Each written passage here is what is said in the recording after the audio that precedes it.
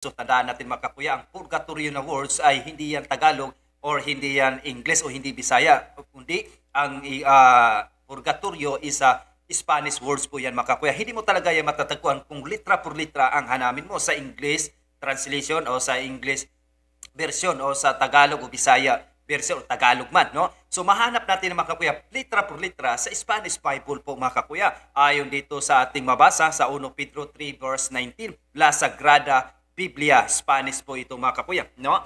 So ito po ang ating mababasa.